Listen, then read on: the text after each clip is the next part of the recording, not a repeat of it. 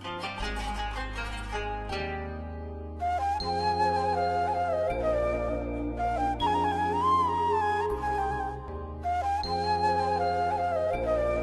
kehadrat Allah subhanahu wa ta'ala atas nikmat yang diberikannya kepada kita, nikmat taufik, nikmat hidayah, nikmat julus duduknya kita di waktu yang mulia ini antara maghrib dan isya, sama-sama mendengarkan hadis Nabi kita Muhammad sallallahu alaihi wa ala alihi wasallam, karena tidak ada sesuatu yang mampu memberikan cahaya di dalam hati seseorang setelah Al-Quran melebihi dari hadis Nabi Muhammad sallallahu alaihi wa ala alihi wa sahbihi wasallam.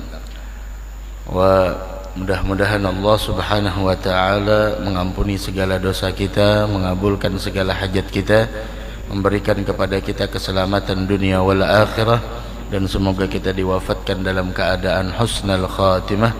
Amin amin ya rabbal alamin.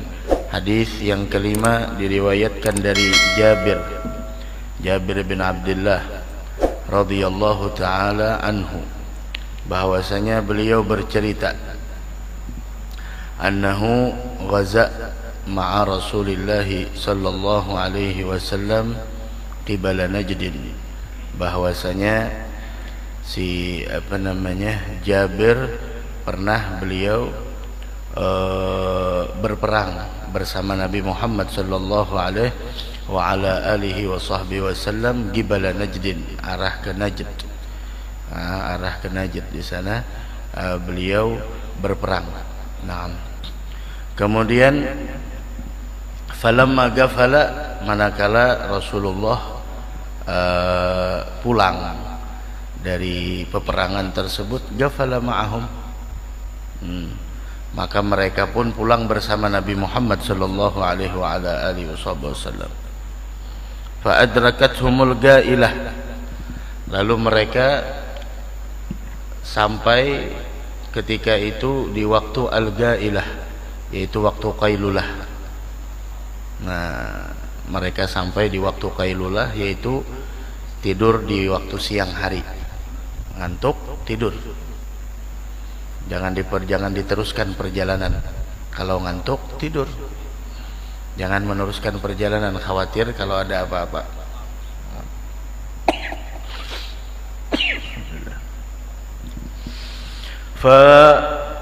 Kebetulan mereka pada saat itu fi wadin kathiril idah, mereka sampai di satu lembah yang mana di sana banyak asyauq, yaitu adalah banyak duri.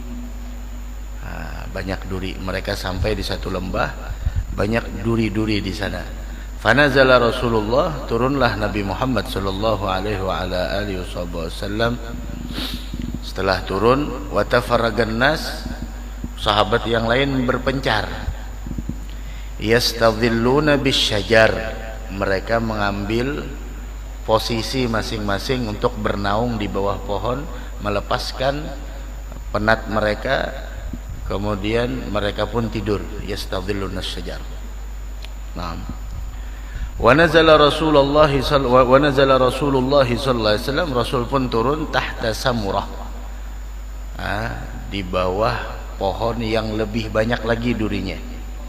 Ada Nabi Muhammad. Fa'allaga biha sayfahu. Ada kemudian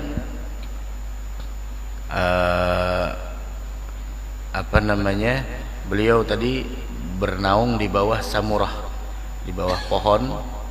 Kemudian fa'allaga biha sayfahu, digantungkan oleh Nabi Muhammad pedangnya digantung.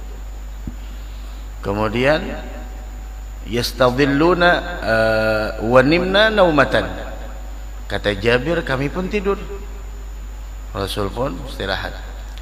Fa idza Rasulullah yad'una wa idza indahu a'rabi. Subhanallah, Rasul langsung memanggil kami, dipanggil semuanya. Ternyata ketika Rasul memanggil, di sisi beliau sudah ada Arabi, Arab gunung. Ada Arabi. Ada disebutkan Arabi, disebutkan namanya adalah Ghawrath ibn al-Harith. dari kabilah Muharib, kabilah dari Bani Muharib yang mana Rasulullah keluar untuk memerangi mereka. Untuk memerangi mereka. Namun setelah itu Islam orangnya. Saat itu masih belum Muslim. Di samping beliau ada seorang Arabi yang ya ibarat kata bisa dikatakan orangnya bingung jadinya. Rasul menceritakan kejadiannya. Fagala inna hadza ikhtarata alayya sayfi wa ana naim. Nih, ente tahu orang yang Arab Baduy ini, Arab gunung ini yang tadi namanya adalah Ghawrath ibn al-Harith. Dia ikhtarata alayya sayfi. Masya Allah. Ini dia mengambil pedang saya. Wa ana naim, dan saya dalam keadaan tidur. Dia ambil pedang saya, kan tadi pedangnya digantung. Fastaigabtu, ketika saya terbangun, wa huwa fi yadihi salta. Ternyata di tangannya sudah ada pedang yang milik Nabi kita Muhammad sallallahu alaihi wa ala alihi wasallam. Kemudian dia pun setelah mengambil pedang Nabi, dia buka tuh pedang, langsung mengancam kepada Nabi Muhammad. Galaman yamna'uka minni. Langsung ingin membunuh Nabi Muhammad. Galaman yamna'uka minni. Ya Muhammad, siapa yang mampu menghalangimu dariku pada saat ini? Insyaallah. Sahabat tertidur semuanya. Kemudian gultu, aku mengatakan, Allah, yang mampu menghalangiku dari engkau adalah Allah. Masya Allah. Gala thalathan, 3 kali. Allah.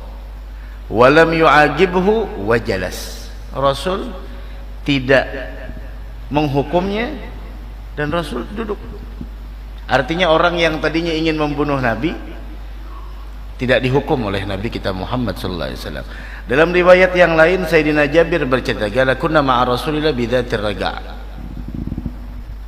Saya bersama Rasulullah bidzatir raga', yaitu di salah satu peperangan namanya Dzatir Riga'. Kenapa dinamakan Dzatir Riga'? Karena mereka mengikat secarik kain, mereka jadikan alas untuk sendal karena mereka tidak punya sendal.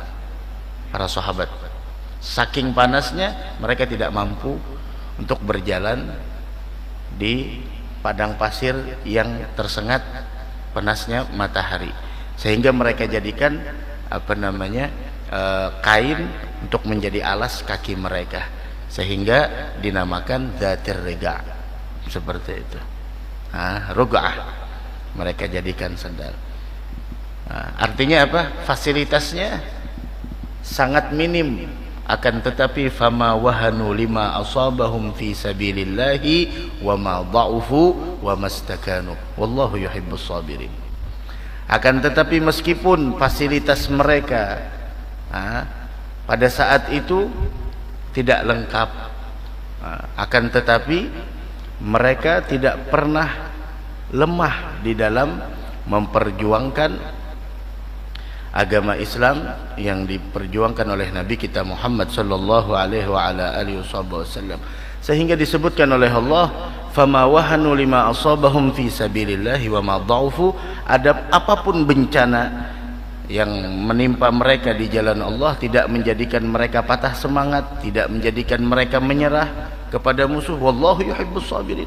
Bahkan yang keluar dari mulut mereka, wa ma kana gaulahum illa an qalu rabbana ighfir lana dhunubana wa israfana fi amrina wa thabbit aqdamana wansurna 'alal qaumil kafirin. Buah dari itu semua apa? Meskipun berbagai macam, Masya Allah, ini kan fasilitas. Dan di dalam berdakwah kepada Allah, di dalam mengajak orang lain untuk dekat kepada Allah, berbagai macam rintangan yang ditemukan. Kadang-kadang intimidasi ada dari pihak ini dan lain sebagainya. Akan tetapi lihat dahulu para sahabat disebutkan, digambarkan oleh Allah dalam Al-Quran. Wa kita dalam menghadiri majlis ilmu, dalam menghadiri pengajian, dalam menimba ilmu pengetahuan agama, yang itu termasuk fi sabilillah, sebagaimana yang disebutkan oleh Nabi kita Muhammad sallallahu alaihi wasallam, siapa orang yang keluar nuntut ilmu fahuwa fi sabilillah, fama wahanu lima asabahum fi sabilillahi wa ma dha'ufu wa mastakanu wallahu yuhibbus sabar. Apa yang keluar dari mulut mereka? Mengeluh? Tidak. Wa ma kana gaulahum, tidak ada ucapan mereka illa an galu rabbana ighfir lana dzunubana, ampuni dosa kami wahai Allah, wa israfana fi amrina wa tsabbit aqdamana wansurna 'alal qaumil kafirin. Natijahnya apa?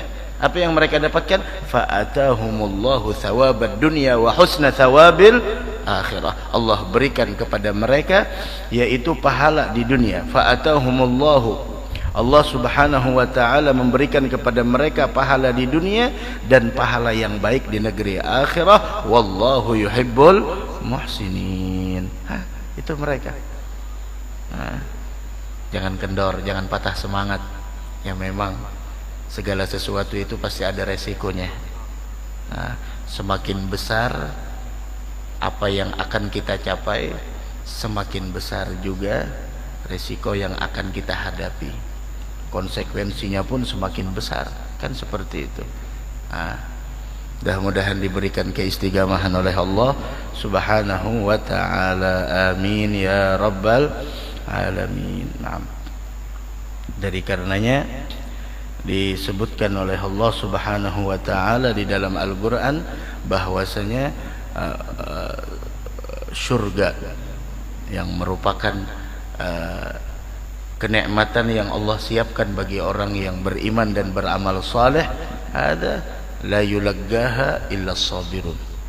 Tidak ada yang bisa mendapatkan itu semua kecuali orang yang bermodalkan sabar.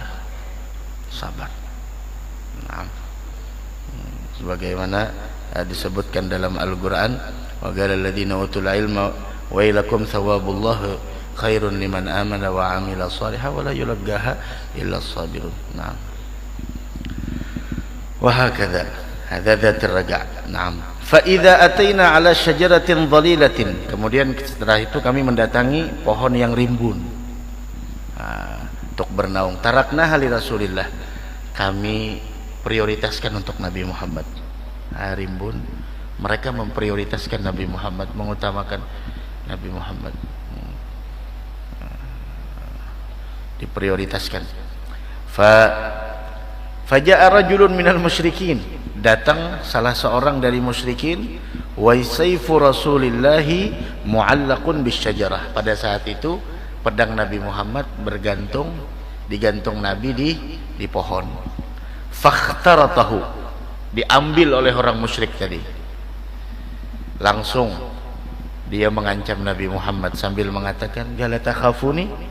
Apakah engkau takut dengan aku?" "Gala, saya tidak takut dengan ini." Keberanian, syuja'ahnya, keberanian Nabi kita Muhammad sallallahu alaihi wa ala alihi wa sahbihi wasallam.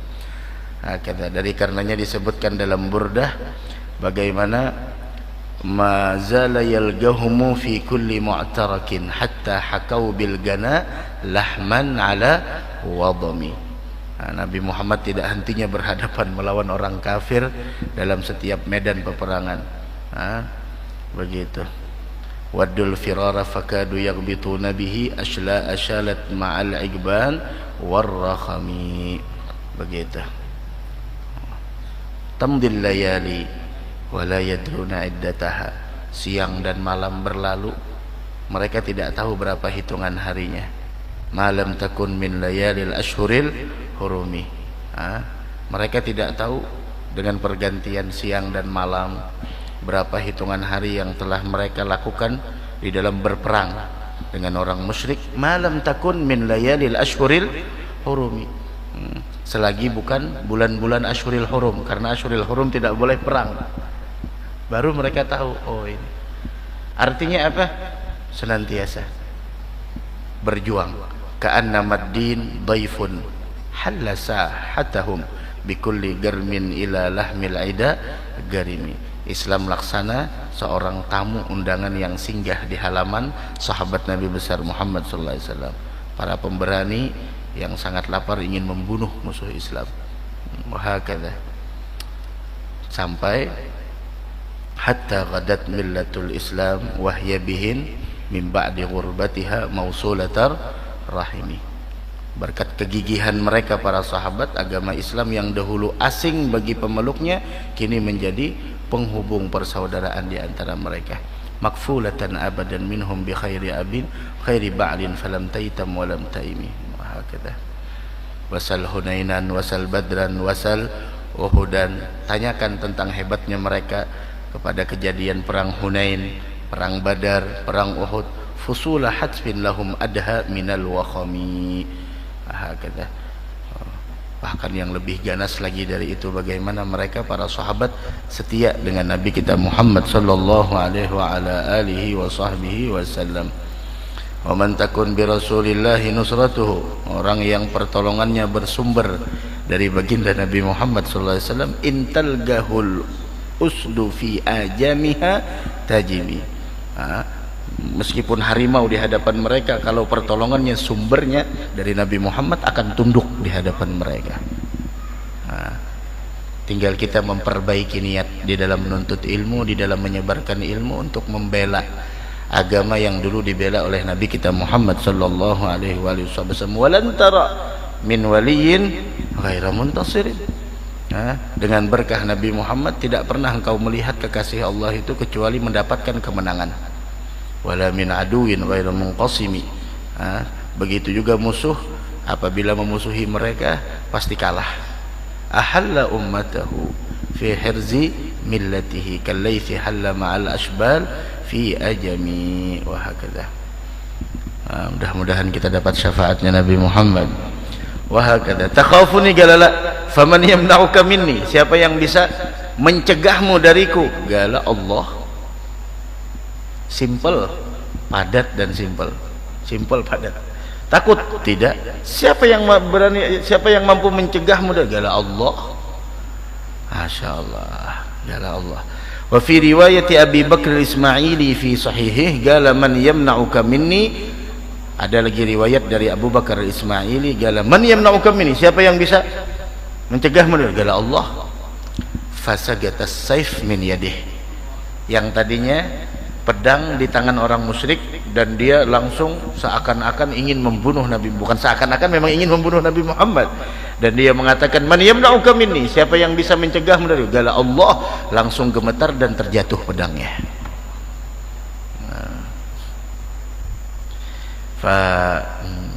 Diambil fa akhadha Rasulullah saifa, diambil sama Nabi pedangnya tadi yang terjatuh, ya memang pedang Nabi. Langsung lagi sama Nabi Muhammad, sekarang man yamna'uka minni, sekarang engkau siapa yang bisa mencegahmu dariku? Kemudian orang tersebut mengatakan kun khaira akhid, jadilah engkau orang yang bijak mengambil keputusan. Jadilah engkau orang yang bijak mengambil keputusan dengan engkau memaafkan dan melepaskan saya, maksudnya seperti itu. Kemudian gala tashhad alla ilaha illallah wa anni rasulullah, ayo sebagai itu semua kau bersaksi tidak ada Tuhan selain Allah dan aku adalah Rasulullah. Galala kada hakun jinya. Galala la walakinni, akan tetapi saya berjanji, uahidaka alla ugatilak wala akuna ma'a gaumin yugatilunak, tapi saya berjanji saya tidak memerangi engkau dan saya tidak mau ikut campur lagi dengan sekelompok orang yang memerangi engkau. Fakhalla sabilahu, dilepas oleh Nabi Muhammad SAW. Kemudian setelah dilepas tidak diapa-apai sama Nabi Muhammad, tidak dipukul atau diapa, dilepas. Fa'ata ashabahu, ternyata si orang yang tadi, orang musyrik yang ingin membunuh Nabi, yang si Ghawrath ibn al-Harith, dia pun datang kepada sahabat-sahabatnya yang musyrik. Kemudian dia mengatakan, ji'tukum min indi khairin nas, saya datang kepada kalian, tahu dari mana? Dari manusia terbaik. Allahumma salli ala Muhammad. Wa hakadha. Dari karenanya gelar Nabi Muhammad Al-Amin itu bukan julukan yang hanya diberikan dari orang-orang yang pro kepada Nabi Muhammad, bukan hanya dari orang muslim, bukan dari hanya para sahabat yang mengakui keindahan akhlaknya Nabi Muhammad. Akan tetapi keindahan akhlak Nabi Muhammad sallallahu alaihi wasallam diakui oleh kawan dan diakui oleh lawan. Ada para sahabat, mereka tahu bagaimana mulianya akhlak Nabi Muhammad. Bahkan lawan sendiri pun, orang-orang musyrik, mereka mengakui tentang kemuliaan akhlak yang dimiliki oleh Nabi kita Muhammad sallallahu alaihi wa ala alihi wasallam. Dari karena contohnya ini, ji'tukum min indi khairin nas. Saya datang kepada kalian dari manusia terbaik. Apa itu manusia terbaik? Memaafkan, tidak membalas. Memaafkan, tidak membalas, kemudian tidak menghukum, walaupun hanya dengan sedikit. Tidak.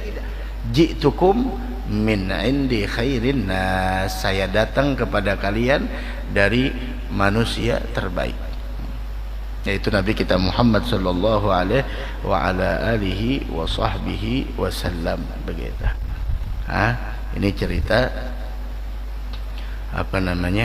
cerita bagaimana dahulu Nabi kita Muhammad sallallahu alaihi wa ala alihi wa sahbihi wasallam. Naam. Dari hadis ini bagaimana memberitahukan kepada kita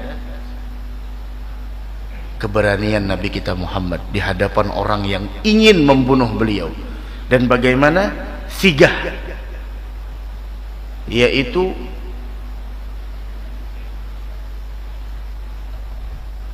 kesungguhan tawakal Nabi Muhammad secara totalitas dan berserah diri kepada Allah Subhanahu wa taala. Dan orang yang musyrik tadi bagaimana setelahnya? Setelahnya dia masuk Islam. Setelahnya dia masuk Islam, kemudian setelah itu dia pun sempat bertemu dengan Nabi Muhammad sallallahu alaihi wa ala alihi wa sahbihi wasallam. Naam. Waqad aslama ba'da hadza wa sahiban nabi wa hakadha. Dan di sini bagaimana pengaruh bekas daripada tawakal kepada Allah Subhanahu wa taala menjadikan orang-orang kembali kepada Allah Subhanahu wa taala. Naam. Ayo baca setelahnya. As-sadis an Umar radhiyallahu anhu qala sami'tu Rasulullah sallallahu alaihi wasallam yaqul law annakum tatawakkaluna 'ala Allahi haqqa tawakkulihi la razaqakum kama yarzuqut tayr taghdu khisaman wa taruh khimasan wa taruhu bitanan rawahu at-Tirmidzi wa qala hadits hasan. Ma'nahu tadhhabu awwalan nahari khimasan ay dhamiratal butuni minal ju'i wa tarji'u akhiran nahari bitanan ay mumtali'atal butuni. Naam. Ada hadis yang berikutnya, law annakum tatawakkaluna 'ala Allahi haqqa tawakkulihi, seandainya kalian benar-benar tawakal kepada Allah, berpegang kepada Allah di seluruh keadaan kita, la razaqakum kama yarzuqut tayr. Saya kalian diberikan rezeki seperti rezeki seekor burung, taghdu khimasa wa taruhu bitana.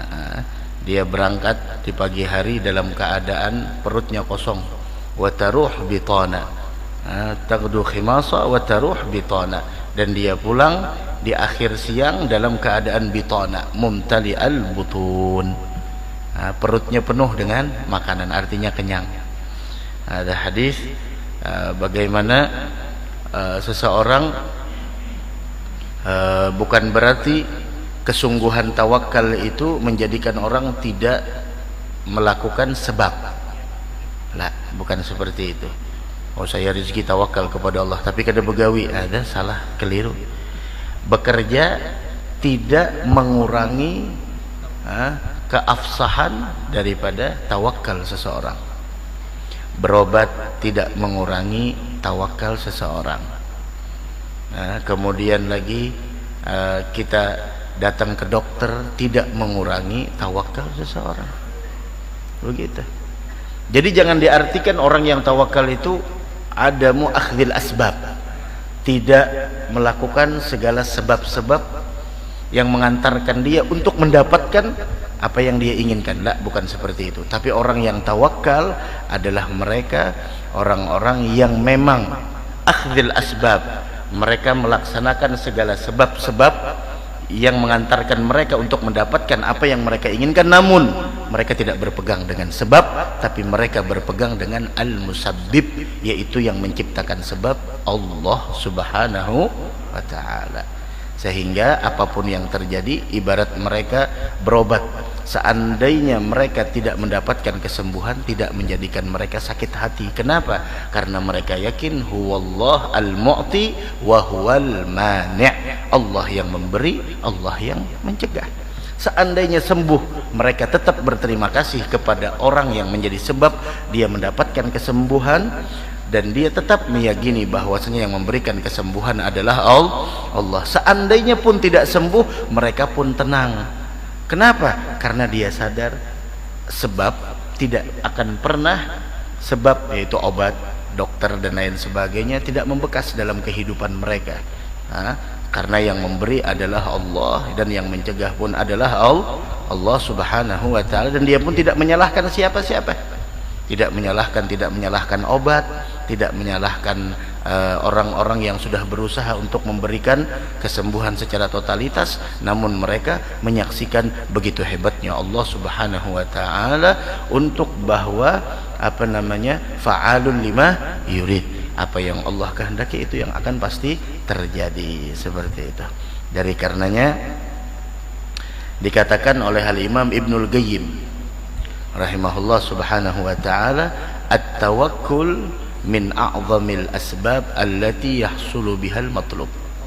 Sifat tawakal adalah sebab yang paling besar untuk menyampaikan seseorang mendapatkan apa yang dia inginkan. Dan dengan tawakal itu seseorang akan dijauhkan dari berbagai macam hal-hal yang tidak dia inginkan. Ada tawakal yang dikatakan oleh Al-Imam Ibnul Qayyim. Nah, dari karenanya dalam hadis yang lain sama seperti kita datang ke parkiran, parkir motor.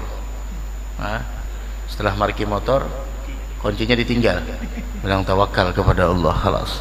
Kita belajar bab tawakkul, khalas, tawakal kepada Allah, tinggal kuncinya. BPKB-nya kalau perlu ditaruh di bawah jok, STNK-nya ada, masya Allah, tulisannya langsung tawakal ala Allah. Nah, itu namanya masih belum sempurna tawakalnya.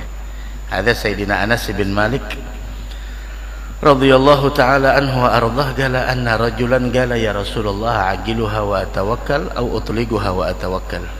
Ada seorang datang kepada Nabi Muhammad bawa unta. Qala ya Rasulullah, saya ikat kemudian saya tawakal, atau saya tidak mengikatnya kemudian saya tawakal kepada Allah. Artinya saya ikat kemudian saya tawakal, artinya diikat kan artinya sudah akhdil asbab, melaksanakan sebab agar jangan sampai di unta lari. Atau saya lepaskan aja, kalau Allah menghendaki lepas ya lepas, kalau tidak ya tidak. Kata Nabi Muhammad, a'jilha wa tawakkal ala Allah, ikat dan tawakal. Begitu. Ada usahanya ada, tapi hasil akhirnya serahkan kepada Allah. Usahanya ada, hasil akhirnya serahkan kepada Allah Subhanahu wa ta'ala. Dari karenanya pernah kita sampaikan perkataan Sayyidina Umar, ma ubali ala ayyi halin asbahat, saya tidak peduli di pagi hari dalam keadaan seperti apa, ala ma uhib wa ala ma akrah, dalam keadaan yang saya sukai atau tidak. Kenapa? Saya tidak tahu kebaikan itu letaknya di mana. Kebaikan itu letaknya di mana? Bisa jadi di sesuatu yang aku sukai atau yang tidak aku sukai. Hakada. Itu tawakal mereka luar biasa.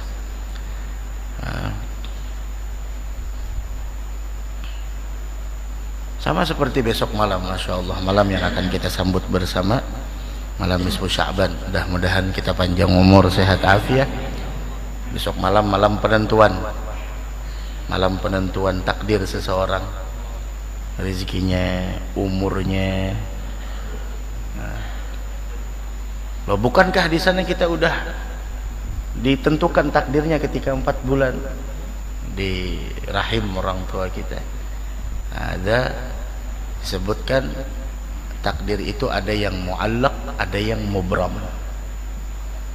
Adapun yang muallaq ada masih diketahui, masih bisa dirubah.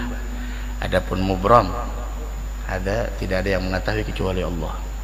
Dan besok penentuan tuh. Penentuan ajal kita. Orang yang tidak sampai ajalnya di Sya'ban yang akan datang dihapus namanya. Maka dari karenanya minta. Dan jangan pernah minder. Waduh, kayaknya kada sampai pang Sya'ban yang akan datang aja. Penyakit banyak, umur sudah tua. Berapa banyak orang yang meninggal dalam keadaan sehat afiat. Tidak sedikit orang yang meninggal di usia muda. Maka dari karenanya usia tidak menjadi patokan kematian seseorang. Kondisi pun juga tidak menjamin seseorang itu bakal masih bisa hidup di tahun yang akan datang. Bisa jadi orang yang sehat, subhanallah, meninggal dunia. Ini minder terlebih dahulu, minder. Jangan minder saudara-saudara kita yang ada di rumah sakit, yang suara ini sampai kepada mereka. Jangan minder. Tetap minta kepada Allah. Allah Karim, Allah Maha Pemurah. Allah besok malam menampakkan kedermawanannya, kemuliaannya, luas anugerahnya kepada seluruh makhluk. Siapapun yang minta dikasih oleh Allah Subhanahu wa taala, dikasih. Tinggal kita mau minta apa tidak. Dan Allah ingin melihat keseriusan kita dalam meminta seperti apa. Meskipun kita terbaring di atas kasur di rumah sakit, tetap minta. Live streaming ada, mau ikut di live streaming silahkan, mau baca sendiri silahkan. Keluarganya yang jaga, keluarga yang sedang sakit, ayo bismillah pimpinkan. Seandainya umurmu tidak sampai di tahun yang akan datang, setidaknya engkau telah meminta kepada Allah panjang umur dalam taat ibadah kepadanya. Maka niatmu, niatul mu'min khairun min amalih. Niatnya orang beriman lebih baik daripada amalnya. Jangan minder, minta kesembuhan, minta kesehatan, minta keafiatan. Jangan minder. Jangan minder. Ana inda dhanni 'abdi bi falyadhunna bima masya. Aku menurut prasangka hambaku, kata Allah. Silahkan dia mau berprasangka seperti apa. Prasangka kita baik insyaallah.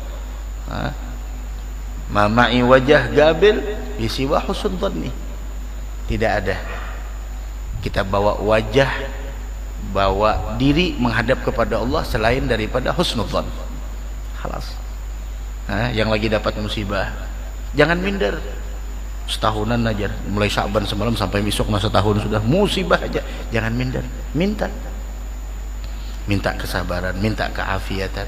Tidak ada yang mustahil bagi Allah Subhanahu wa taala. Begitu. Tidak ada yang mustahil. Minta. Yang lagi berada di tempat yang jauh dari keluarga, yang tidak bisa dijenguk oleh keluarga, jangan minder.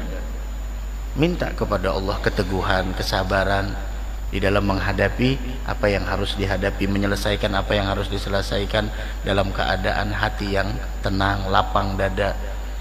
Karena ketenangan hati tidak akan pernah didapatkan kecuali adalah semuanya anugerah dari Allah Subhanahu wa taala. Begitu. Nah, tinggal kita membersihkan diri kita dari perkara-perkara yang membuat kita tidak dapat ampunan, membuat kita tidak dapat rahmat, membuat kita tidak diijabah doanya oleh Allah.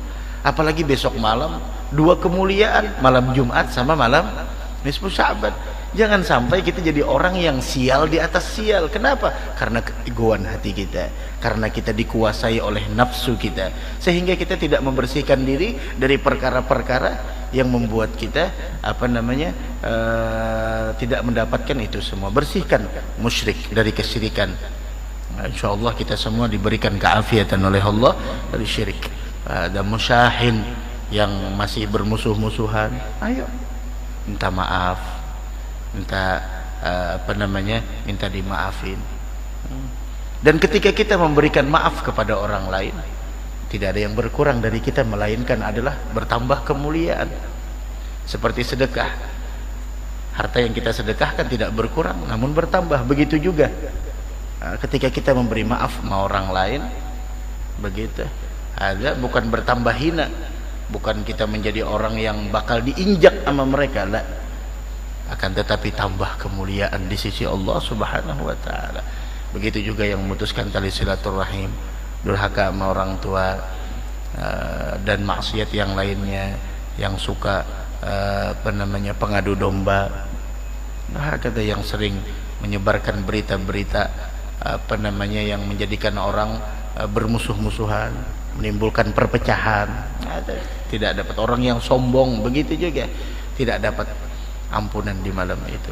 Dari karenanya sambut malam nisfu Sya'ban dengan kita membersihkan diri kita dari berbagai macam kotoran-kotoran hati yang menghalangi kita dari anugerah Allah yang terindah yang Allah berikan besok malam Jumat bertepatan dengan malam nisfu Sya'ban. Bagi perempuan, jangan memaksakan. Bagi perempuan yang halangan, ini banyak perempuan yang halangan, memaksakan diri malam nisfu Sya'ban berada di masjid padahal dia halangan. Bu, beramal tidak bisa pakai nafsu, beramal harus pakai ilmu. Oh, saya sayang, saya harus mendapatkan juga kemuliaannya dengan baca Yasin. Lah, jangan. Ibu-ibu yang haid tidak boleh baca Al-Quran, kan seperti itu kita jelaskan di Sabilal, sudah sering kita jelaskan, baca kitab Al-Adhkar Imam Nawawi. Bagi yang menyimak, nah itu masalahnya. Sudah tahu kita itu kurang ilmu, sudah tahu kita lapar, tapi kenapa tidak makan? Sudah tahu haus, kenapa tidak minum? Tuntut ilmunya. Oh, saya lagi haid. Bu, kalau lagi haid jangan datang ke masjid, jangan baca Al-Quran, jangan sholat, haram. Wah, ngelarang orang sholat, bukan ngelarang orang sholat. Sholat itu ada tata aturannya, ada tata caranya, ada syarat dan ketentuannya. Nah, terus bagaimana saya di malam nisfu Sya'ban? Saya khawatir tidak sampai Sya'ban tahun akan datang saya meninggal dunia karena tidak. Bu, baca Al-Quran diharamkan bagi orang yang haid. Masuk ke masjid begitu juga sholat dan tawaf. Tapi orang yang haid tidak dilarang untuk berdoa. Orang yang haid, orang yang halangan tidak dilarang untuk meminta kepada Allah. Minta, tapi kan bahasa Arab sama dengan Al-Quran. Ya memang bahasa Arab doanya, tapi tidak setiap bahasa Arab itu adalah Al-Quran. Al-Quran yang merupakan mukjizat Nabi kita Muhammad dipilih oleh Allah dengan berbahasa Arab, menunjukkan bagaimana kemuliaan bahasa Arab. Begitu. Akan tetapi doa bismillah, doanya apa? Umpama Rabbana Atina, loh itu kan Rabbana Atina doa, ada yang ada di dalam Al-Quran, tapi tujuannya bukan baca Al-Quran, tujuannya adalah doa. Boleh, sudah kita jelaskan. Nah, itu dari karenanya itu yang pemuda remaja-remaja yang hebat di dalam memotong video ini, yang penting hal yang semacam ini. Kadang-kadang masalah fikih seperti itu, apalagi masalah puasa. Bagaimana puasa hari Jumat menyendiri hukumnya makruh? Wah, kalau jadi puasa aja dah, bepadah aja dah sekadar anak puasa juga. Padahal sudah kita jelaskan di pengajian subuh Sabtu masalah fikih. Ada, tinggal kemauan untuk menuntut ilmu. Kalau tidak ada kesempatan datang, live streamingnya ada. Nah, tinggal kitanya aja lagi sebenarnya. Kemakruhannya hilang dikarenakan di sana memang anjuran kita berpuasa di hari ke-15 bulan Sya'ban, toh kebetulan bertepatan dengan hari Jumat, seperti itu. Nah, ini. Terus membaca tasbih Nabi Yunus boleh bagi orang yang haid atau nifas, silahkan. Bukankah di sana ada dalam Al-Quran la ilaha illa anta subhanaka inni kuntu minadh dhalimin? Tujuannya bukan baca Al-Quran, tujuannya adalah zikir. Baca ayat kursi boleh, silahkan. Memang kenapa? Ayat kursi kan Al-Quran. Tujuannya bukan baca Al-Quran, tujuannya adalah wirid atau tahassun, tahafudz, membentengi diri dan memagar diri kita. Selesai. Tapi untuk masuk masjid di halamannya jangan, tuh halaman juga halaman masjid. Nah, jangan memaksakan diri. Udah di rumah aja. Ya Allah, panjangkan usia ulun. Tidak diharamkan bagi orang yang haid, dan karunia Allah luas. Bisa jadi ibu yang haid di rumah dapat bagian terbesar dari mereka yang datang ke masjid. Kenapa? Masalahnya masih ada di dalam diri mereka. Ibu yang ada di rumah mungkin hati ibu bersih, tidak ada dendam, tidak ada perkara-perkara yang menghalangi ibu dari mendapatkan ampunan Allah. Tapi mereka yang datang, bisa jadi mereka masih ada kebencian, dendam di dalam hatinya kepada sesama, sehingga tidak dapat. Dan itu juga kada wajib juga baca Yasin. Kalau pangpian wajib kah guru baca Yasin? Kada. Ulama kita memberikan yang terbaik buat kita untuk menyibukkan diri di malam itu. Ulun haid, apakah ulun tinggalkan malam itu tidurlah? Pian baca solawat bisa, istighfar boleh, tasbih bisa. Yang penting solat jangan, baca Al-Quran jangan, sudah selesai. Masuk masjid jangan. Mun tawaf ulun sambat, kada mungkin juga tawaf di sini kalau. Nah, halas. Mulai tawaf yang di Masjid Nurul Ibadah sini, tawaf di situ. Ah, inilah pentingnya ilmu. Ba amal tuh kada kawanang lawan nafsu pang. Nah, sangka sidin setiap bahasa Arab tuh Quran kalau kira-kira ada. Doa pakai bahasa Arab minta. Ulun kada hafalnya di bahasa Arab, kada kawan. Ya sudah, pakai bahasa pian aja. Ya Allah, di malam yang mulia ini panjangkan usia ulun dalam taat ibadah. Hindarkan ulun dari bala musibah. Doakan anak-anak, doakan suami. Boleh, silakan.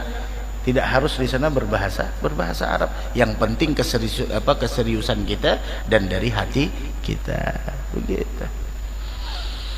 La ilaha illallah. Besok malam penentuan, sekali lagi jangan minder. Jangan minder. Yang terbaring di atas kasur karena sakit, jangan minder. Oh, umur sudah sekian, sakit-sakitan, jangan minder. Minta sama Allah. Banyak orang yang sakit tapi hatinya tidak sakit, sehingga ibadahnya lancar jalan. Qurannya tidak pernah terhenti terus. Tapi tidak sedikit orang yang sehat namun dia sebenarnya sakit. Begitu. Yang dia pikirkan hanyalah urusan perutnya. Orang yang memikirkan hanya urusan perutnya, maka nilainya sama seperti apa yang keluar dari itu semua. Oh, berarti tidak boleh makan? Lah, salah. Silahkan makan untuk hidup, tapi hidup bukan hanya untuk makan.